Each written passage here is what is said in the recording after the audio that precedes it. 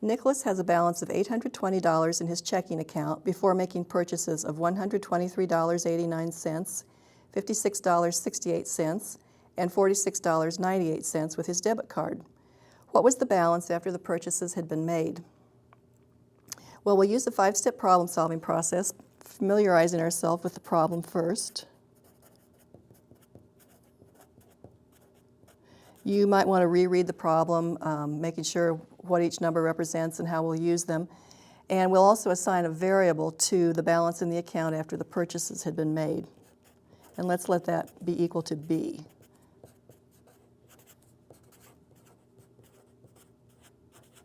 So we'll let B be the balance after the purchases were made. Now, the next step in the process is to translate to an equation.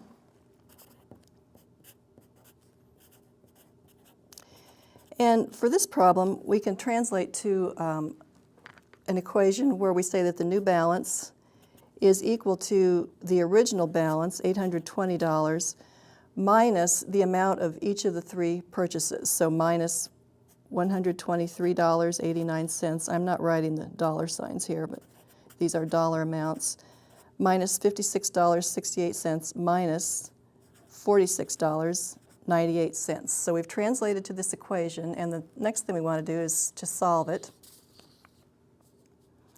And to do that, we'll just use order of operations to do the subtractions in order from left to right.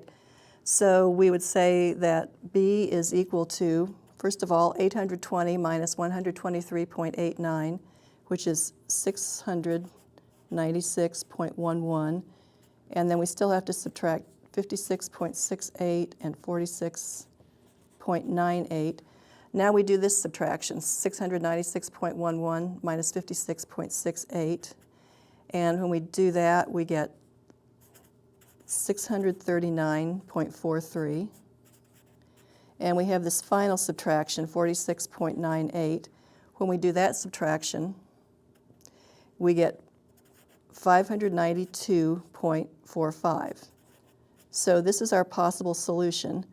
And we need to check this in the original problem. The fourth step of our problem-solving process is to check. One way that we could check this is to add up the total amounts of the purchases and then subtract that from the original balance to see if we get this number.